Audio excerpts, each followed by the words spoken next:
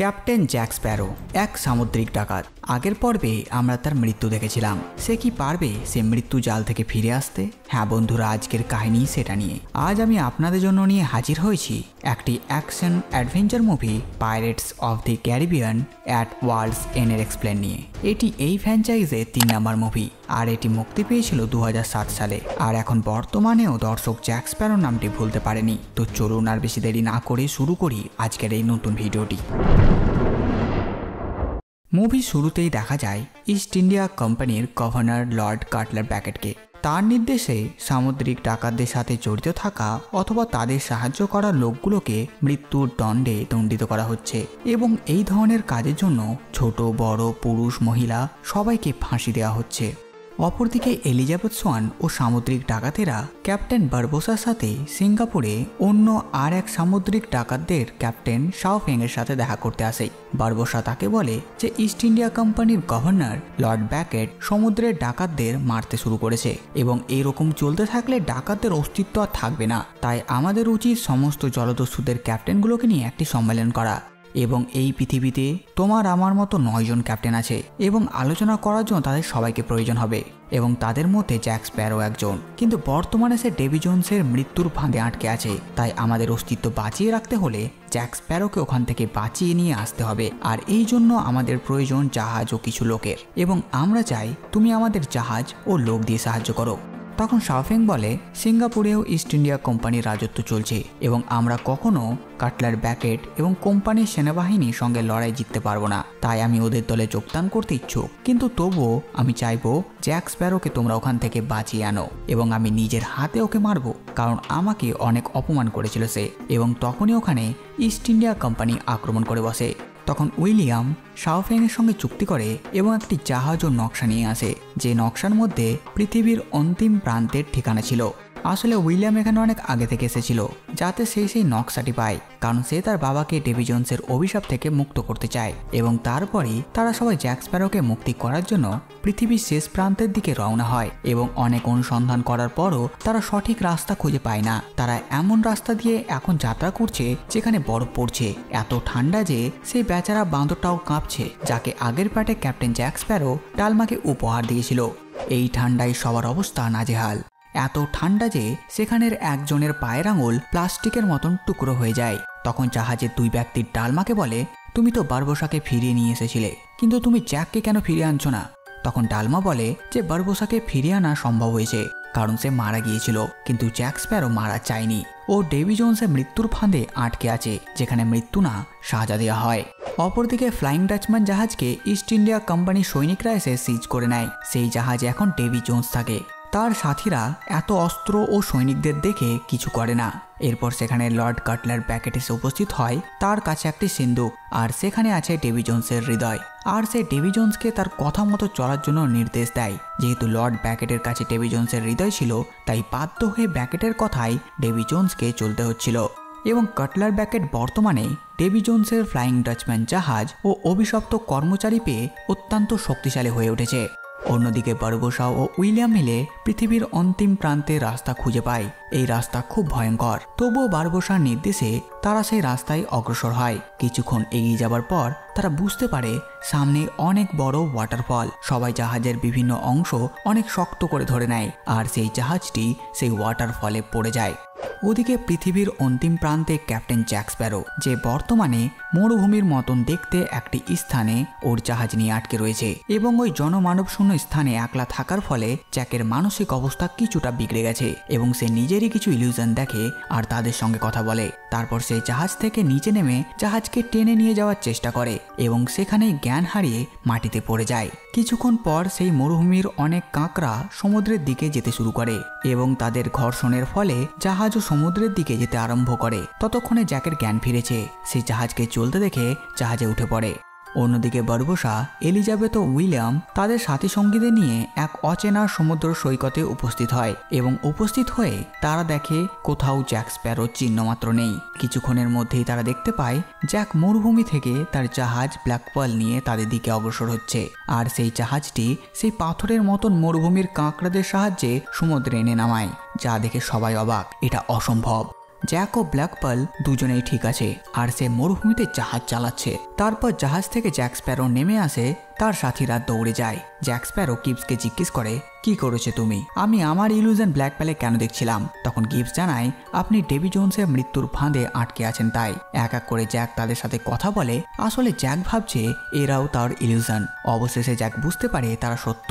Elizabeth জ্যাককে বলে তারা তাকে বাঁচাতে এসেছে। যা শুনে জ্যাক বলে, কিন্তু বর্তমানে তোমাদের কাছে জাহাজ নেই, জাহাজ আছে আমার কাছে। তাই এখন তোমরা আমাকে না, আমি তোমাদের বাঁচাবো। কিন্তু আমার এই মুহূর্তে কাউকে বাঁচানোর মন নেই। সাথে সাথে সে এটাও বলে, এখন কেন বাঁচাতে এসেছো? এর আগে তো তুমি মেরে ফেলেছিলে আমাকে।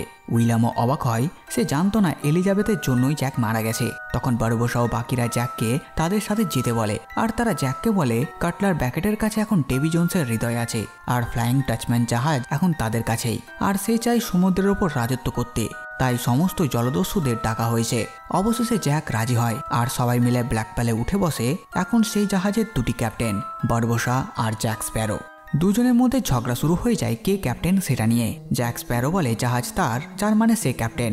বারবোসা বলে এখান থেকে বেরোবার ম্যাপ তার কাছে আছে, মানে সেই হচ্ছে ক্যাপ্টেন। দুজনের ঝগড়াতে তাদের একসাথেই চেঁচিয়ে ওঠে যে তোমরা চুপ করো, আর এটা তার অর্ডার। তারা সবাই ব্ল্যাক পার্ল জাহাজে করে সেখান থেকে ফিরে আসতে শুরু করে। তারপর সেই দিন রাত্রে তারা দেখতে পায় সমুদ্রের মধ্যে কিছু আত্মা নৌকায় করে মৃত্যুর দুনিয়ার দিকে যাচ্ছে।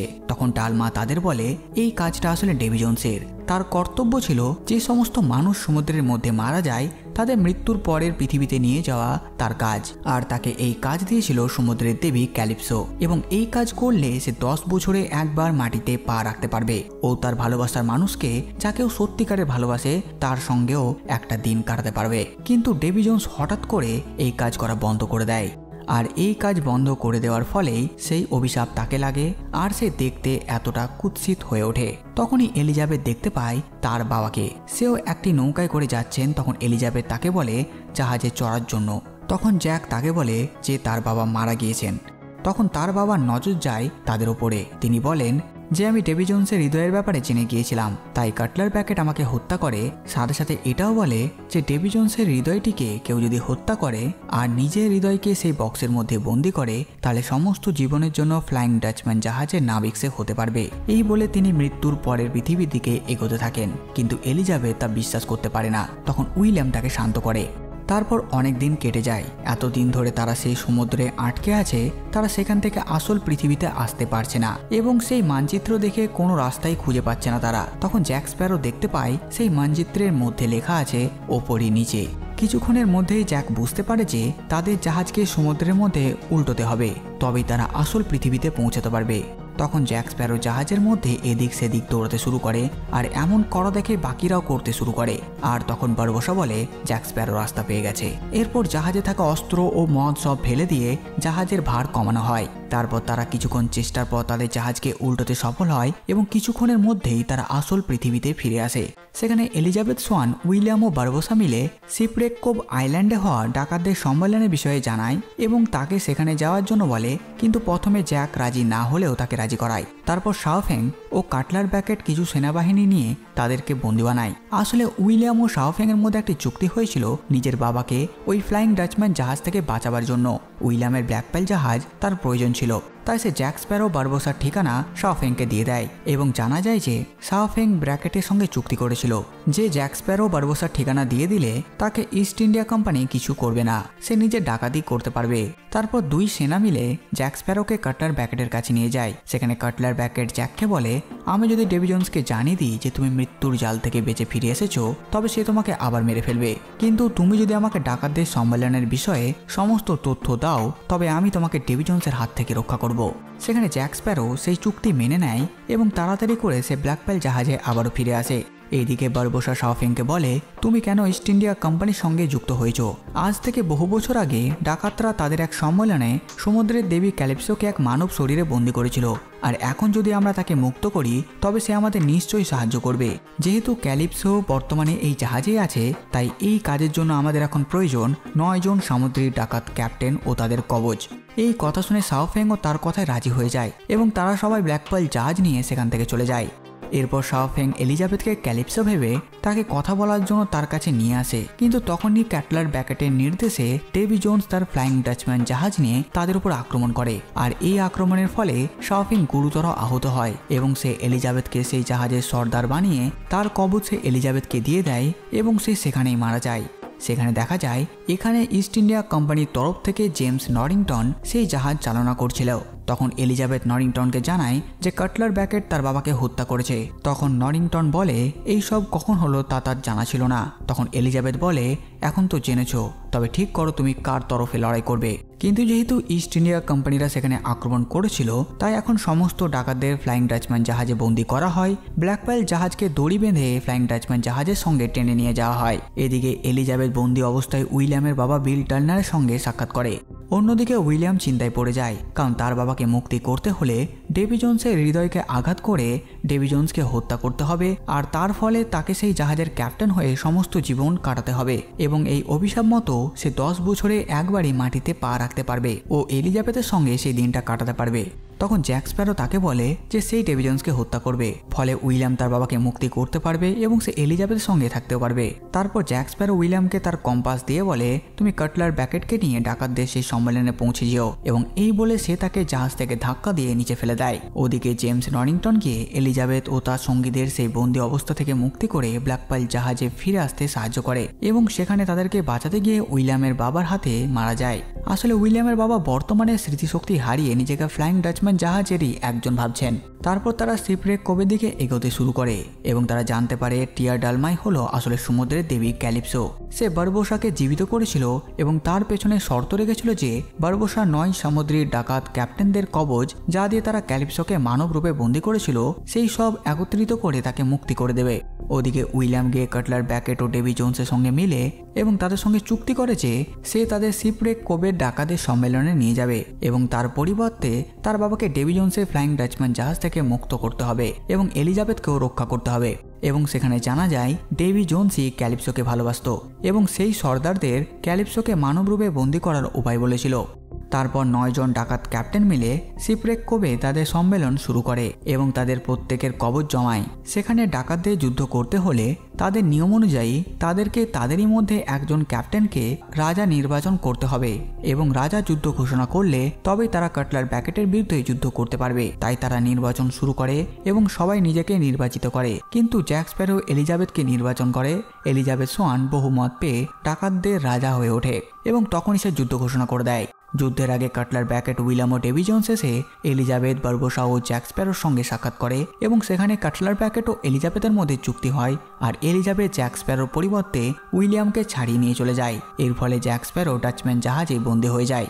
ওদিকে বারবোসা নিজের সাথীদের সাহায্যে ক্যালিপসোকে মানবরূপ থেকে মুক্তি করে এবং তার কাছে সাহায্য চায়, কিন্তু দেবী ক্যালিপসো তাদের কোনো সাহায্য না করেই সেখান থেকে চলে যায় এবং তাদের যুদ্ধ জয়ের শেষ আশাও শেষ হয়ে যায়। ফলে তারা সবাই মনমারা হয়ে যায়, কিন্তু এলিজাবেথ তাদের উৎসাহ দেয় এবং তারা সবাই যুদ্ধ করতে এগিয়ে চলে। কিছুক্ষণের মধ্যেই যুদ্ধ শুরু হয়ে যায়। এদিকে জ্যাক স্প্যারো ডাচম্যান জাহাজের কারাগারের দরজা ভেঙে মুক্ত হয় এবং ডেভি জোন্সের হৃদয় নিয়ে পালাতে যাবে।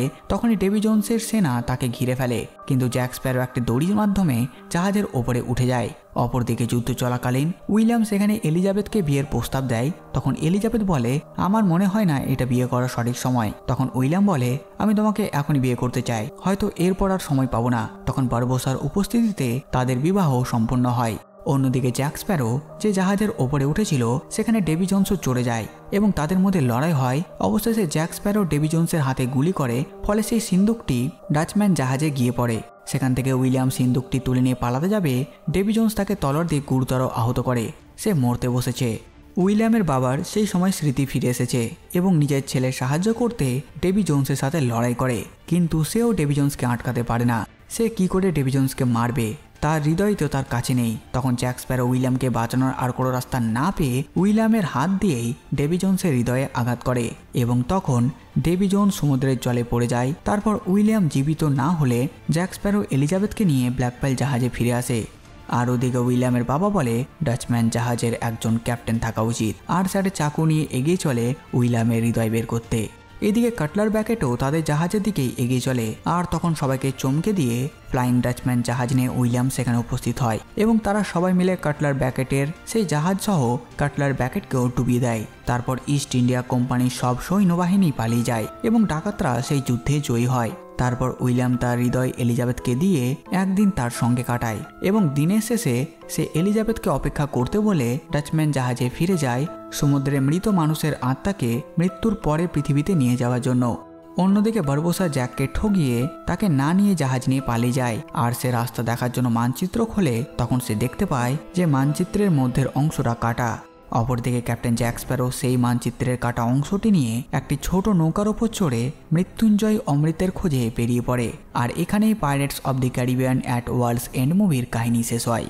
তো বাস বন্ধুরা, এই ভিডিওতে বাস এতটুকুই। আপনারা কমেন্ট করে জানান ভিডিও আপনাদের কেমন লাগলো। সাথে সাথে আমার এই কাজ যদি আপনাদের ভালো লাগে ভিডিওটি লাইক চ্যানেলকে সাবস্ক্রাইব করে দেবেন। তো আমি আসতে পারি নতুন ভিডিও নিয়ে। আমি প্রিন্স সালমান আর আপনারা দেখছিলেন বাংলা মুভিজ।